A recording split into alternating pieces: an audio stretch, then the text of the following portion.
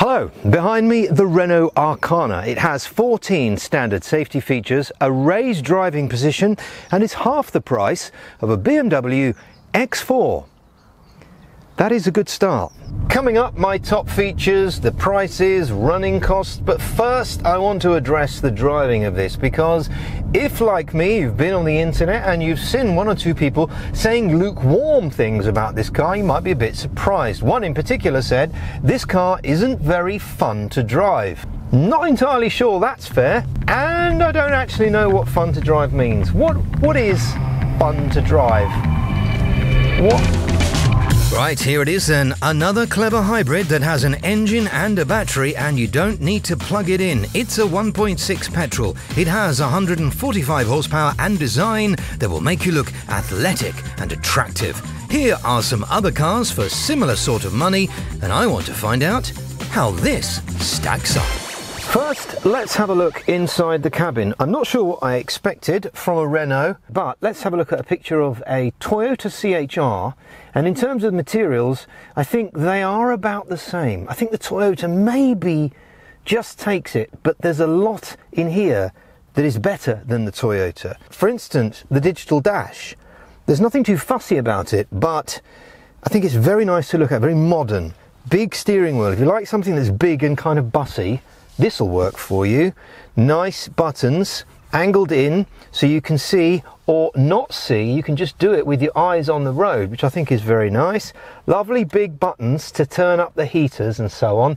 And I think this is the highlight for me, the infotainment in Renault. Well done. I think that is just astonishing. And at night, this whole car has another mode as well that the CHR, for example, doesn't, i.e. the interior light pack down here, and this looks absolutely fantastic as you are going along. You'll see some shots of it through the video.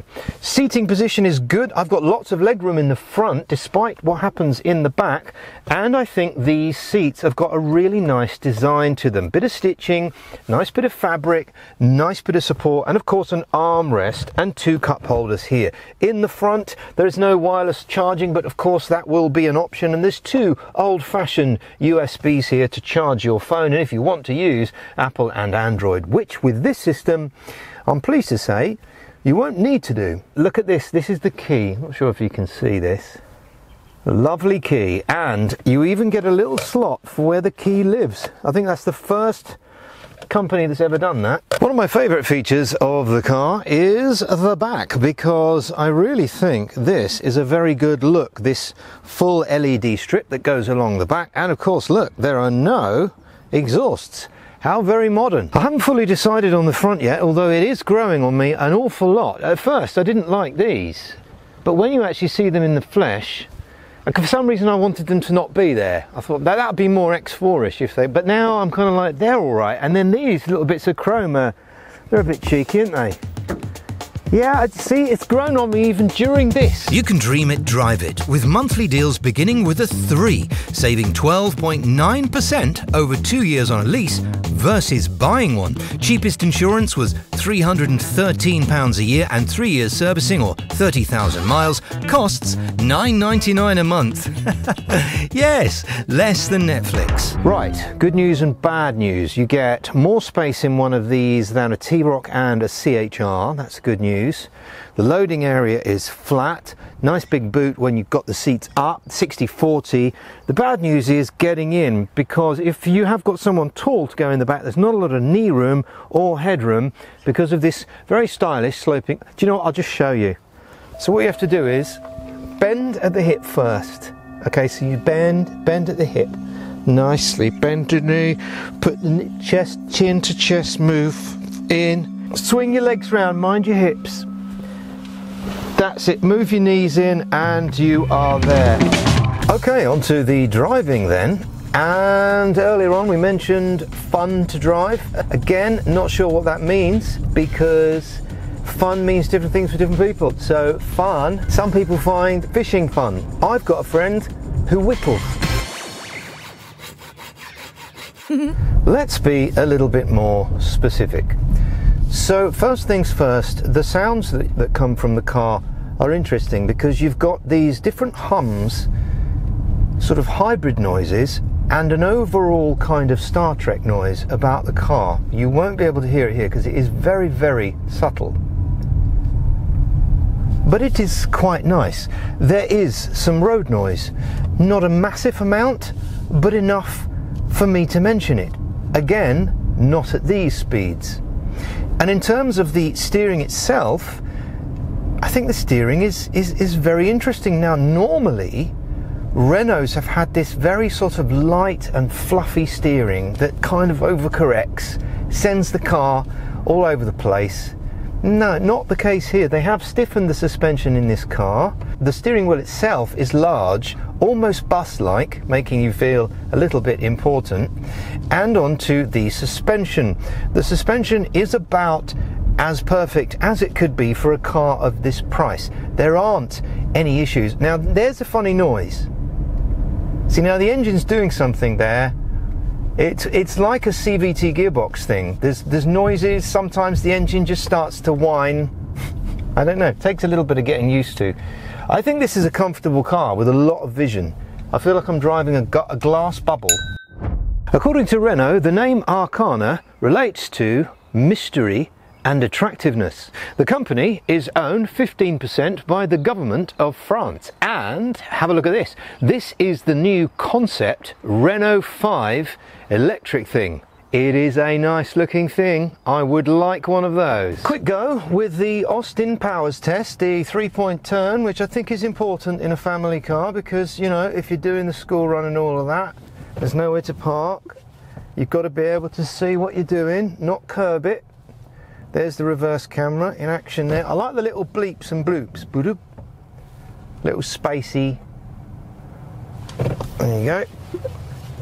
Gear lever feels very nice. You can hear it though. Alright. What do you expect? Okay. What gear are we in?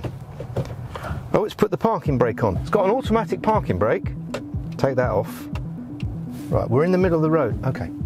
So how many's that? B or D? D. How many's that? Well, we're round, and my arm didn't ache.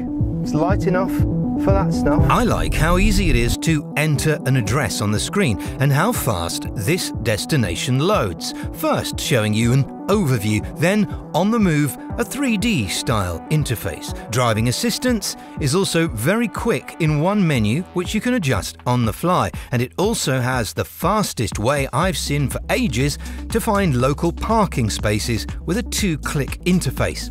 This could all be part of Qualcomm's involvement along with Google, who are helping to design future interfaces with Renault. Okay, now it says that I'm in EV mode. I've actually got an EV button here that I can press. Nothing happens though. Although when I press these buttons, I get a picture of the car. I get like a sport. Actually, let's do sport now. Okay, so the throttle response has tightened up. I'm not sure if you can hear that. Tiny little engine whirring away there. Everything's gone sort of red coloured. And is it a little stiffer? Do you know what, it is a little stiffer? That's weird. It shouldn't be because it doesn't have adaptive suspension. That's very strange. Oh, that's for the comments. And now let's go into Eco. So now in Eco, it goes green, right? And you can hear more of these Vauxhall Viva noises because there's a bit of regen going on where it's charging the battery.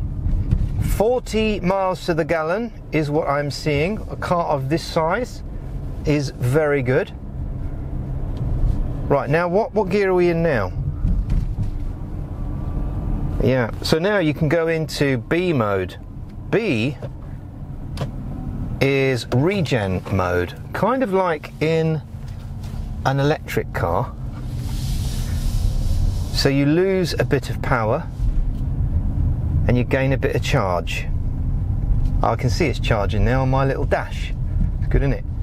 I do like this nice other feature which you might not be able to see, is that when you indicate, you've got a picture of the car in front of you, but when you indicate that little car indicates. Hello!